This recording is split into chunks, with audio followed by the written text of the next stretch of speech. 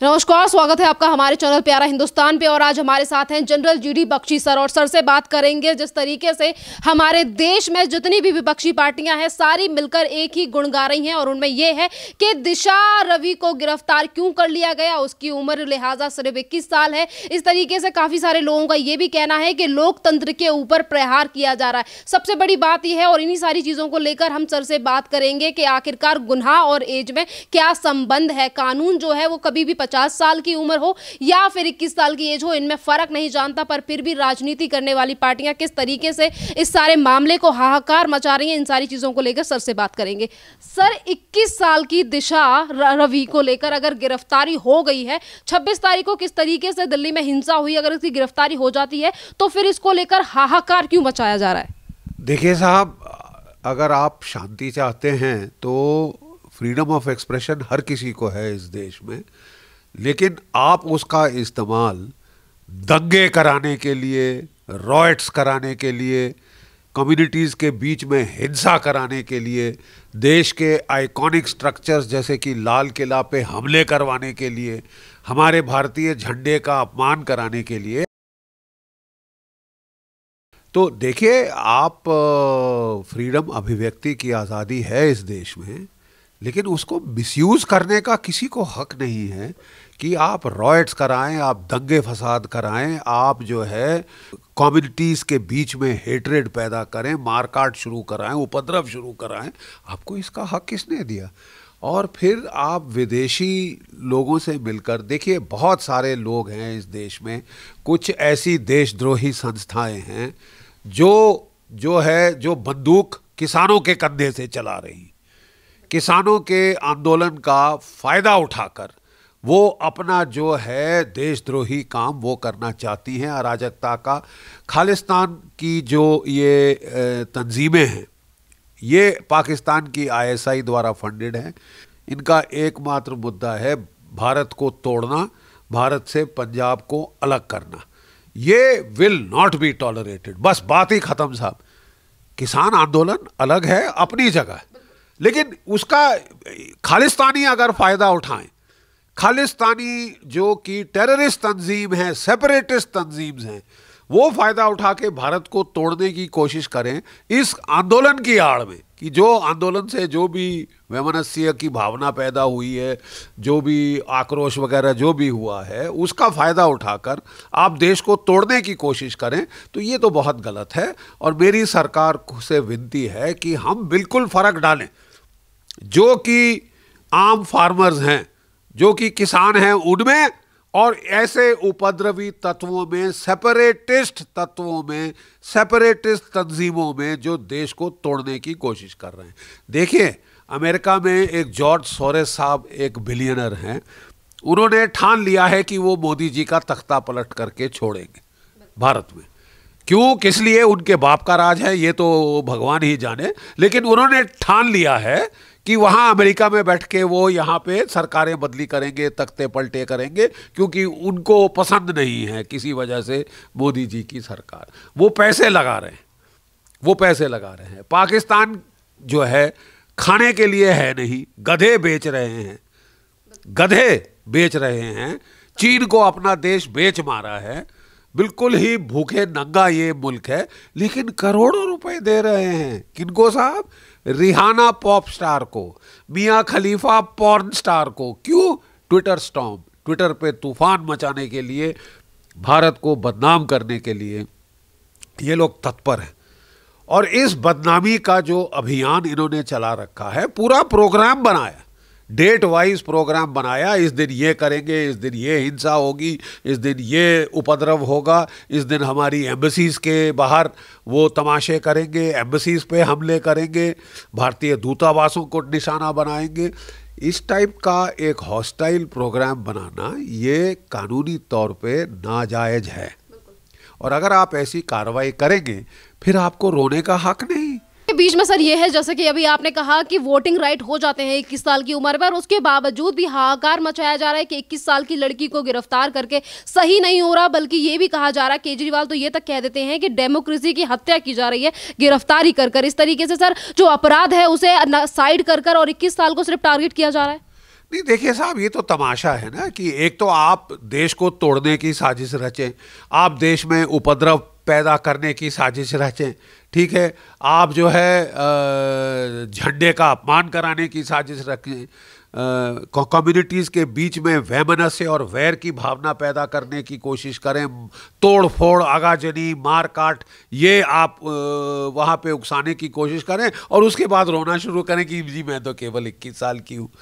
तो साहब ये चलता नहीं ना साहब, आप 21 साल के हैं इसका मतलब आप समझदार हैं, आपको क्या गलत है क्या ठीक है ये पता है। उनकी अपनी जो व्हाट्सएप में जो मैसेजेस थे उसमें वो कह रही थी कि मेरे खिलाफ यूपीए वो कानून लग सकता है, वो खुद कह रही थी, मतलब उनको पूरा इल्म था कि वो क्या जघन्य अपराध कर रही हैं, वो भी विदेशियों के उकसावे पे।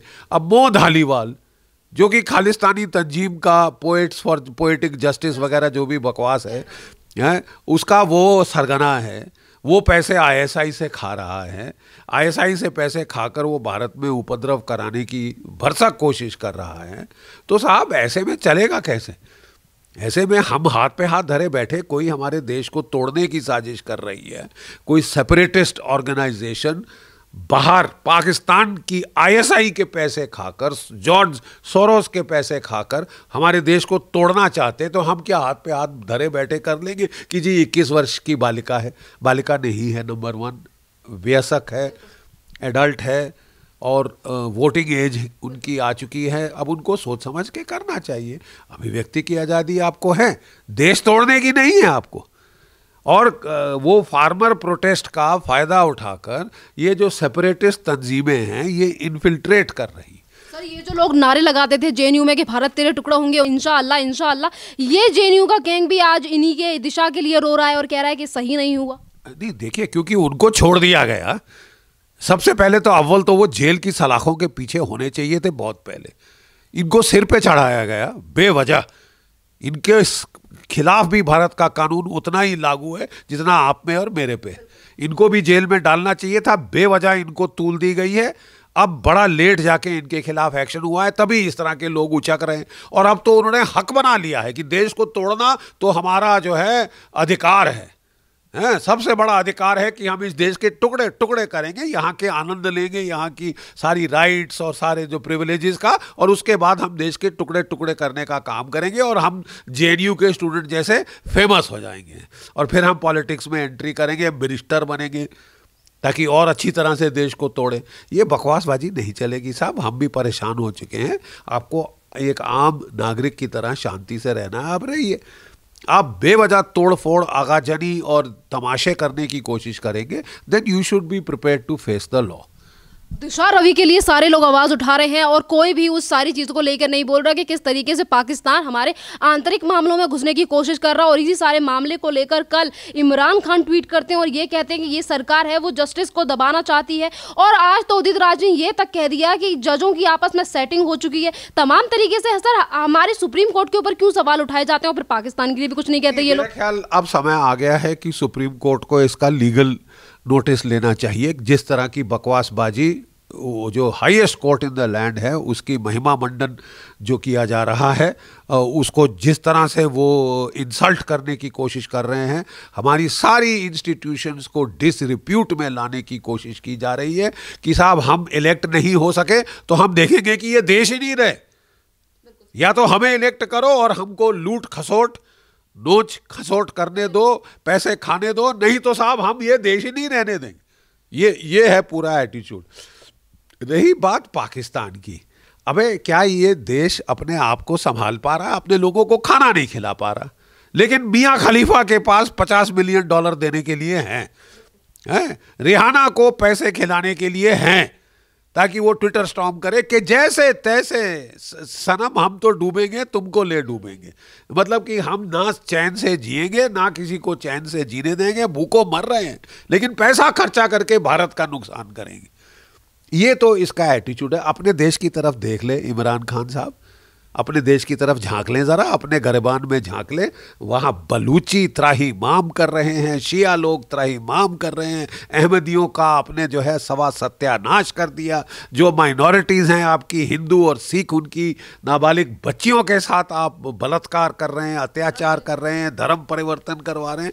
तो आप ज़रा अपने गिरबान में झांक के बकवास कम करेंगे, बकवास कम करेंगे। हमको जो आप अपनी तो जो है ये इलेक्टेड प्राइम मिनिस्टर नहीं, ये सिलेक्टेड प्राइम मिनिस्टर है, फौज ने तेरे को खड़ा किया और तू हमें पाठ दे रहा है प्रजातंत्र पे। अरे साहब, ये अब समय आ गया है कि इनसे तू में बात करनी पड़ेगी।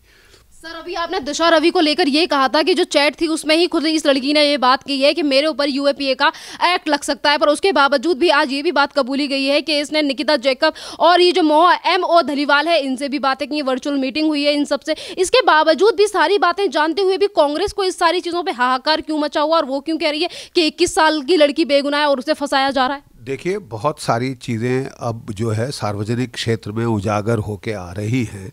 किस तरह कुछ लोग हमारे देश से बड़े एंड टाइम पे गायब हो जाते हैं और जब वो आते हैं तो बड़े गुल खिला के आते हैं।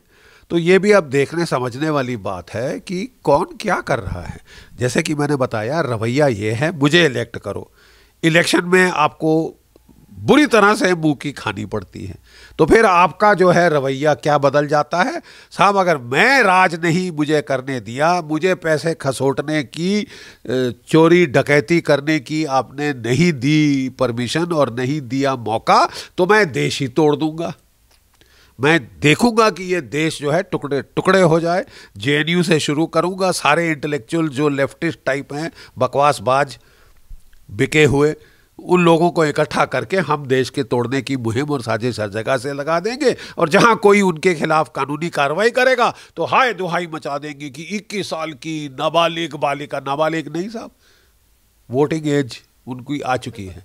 और अगर वो मो धालीवाल से, पीटर से बैठ के साठगांठ करना चाहते हैं, बैठ के कैलेंडर बनाना चाहते हैं भारत के खिलाफ विद्रोह के, भारत के खिलाफ आगाजनी के, भारत के खिलाफ रॉयट्स के, तो फिर साहब आपको कानून से